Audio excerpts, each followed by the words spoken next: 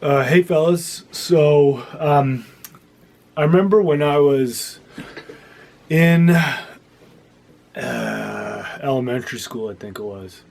I guess Americans call it grade school. Um, I was a rambunctious kid. I was always getting in trouble, always just moving, constantly moving, getting in fights, and essentially being a boy. Um, but my mom was approached by some teachers or a principal or something like that, and they suggested that I go on Ritalin. And my mom didn't like the idea of drugging a kid.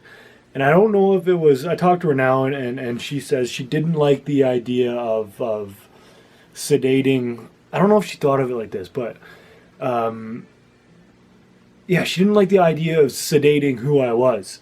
And we look at two things that we do today that are destructive to our kids, our boys, essentially, especially. One is our schools are tailored to girls. In ancient Rome, boys and girls would learn in different ways. A guy would have to get up in front of the class and argue his point. He'd have people on both sides asking him questions. He had to defend his point. He would also learn the ways of battle strategy, and so forth, and obviously combat.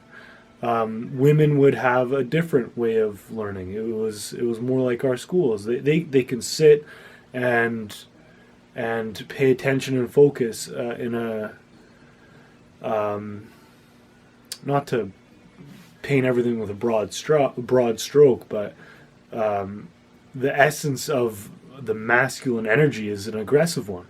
It's an energetic one. You look at boys, we fight, we roughhouse, we that's how we form our bonds, is by fighting with each other and competing against each other.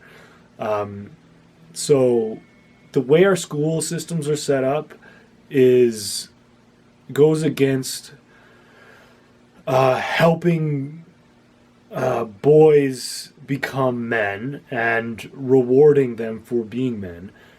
We also have gotten in the habit of medicating boys for being men, which is obviously a weird thing. I've read a few articles where it seems as though this ADD thing is merely being hyperactive. It's being a boy, it's being energetic, and it's being a kid. It's not something that we should necessarily be medicating. The other thing is the jobs we glorify. So if you look at careers, now,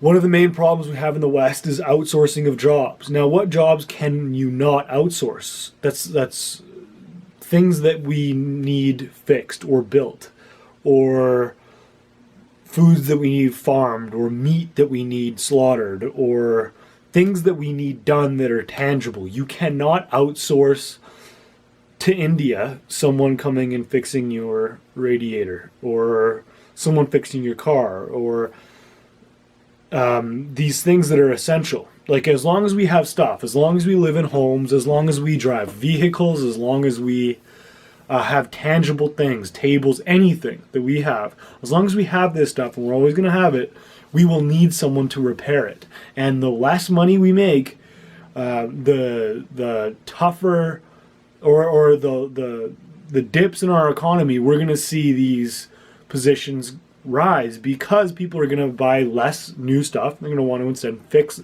to instead fix the stuff that they already have. So as a society, we have gotten the habit of glorifying weird positions that really don't create anything for anyone. So these are plumbing, or construction, or farming, or repair work. They actually have a tangible outcome. If you work in the stock market, if you work in finance, if you work in a 9 to 5, if you do what I do, unless I write a book, nothing tangible, physical is going to come from what I do. And that is a big struggle with that I have with what I do, is that I don't hold the finished product. That is solved obviously by writing a book or creating a physical product of some sort, but it's still not as tangible as, say, fixing a truck or factory work or construction or woodwork or these different positions that plumbing, where there's a problem, it's fixed, and that is the outcome. There's a tangible outcome, and we don't glorify these necessary jobs where individuals get more from them because there is something tangible. And men, a lot of the times, we really need to work with our hands, and by glorifying these desk jobs, these office jobs, these 9 to 5s,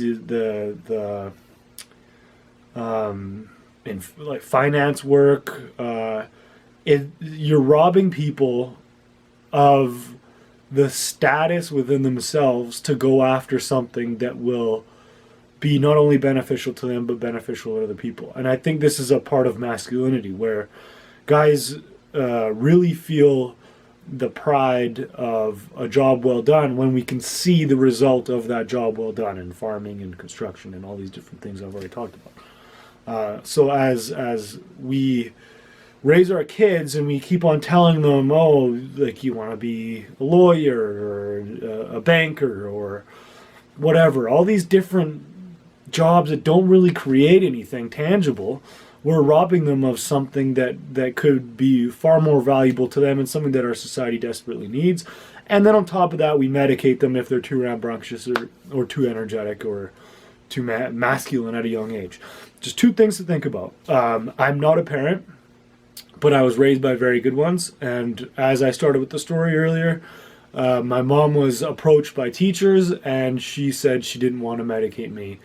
And I did okay in school, but school was not my thing, and it took me to get into the world of business to really attack learning like I really needed to make something of myself. And I'm not saying I'm something or anything, but to find my path, I guess. Something to think about. Stop medicating kids and rethink what is a valuable position. And my dad actually knows a fair amount of guys who started in the trades who are multi-millionaires now. So it's not as if if you have initiative and if you have ambition, you're gonna make whatever you're doing. You're gonna make it in whatever you're doing. You're gonna make whatever you're doing that much more successful. So, a couple things to think about. Talk to you guys soon. Oh, and subscribe.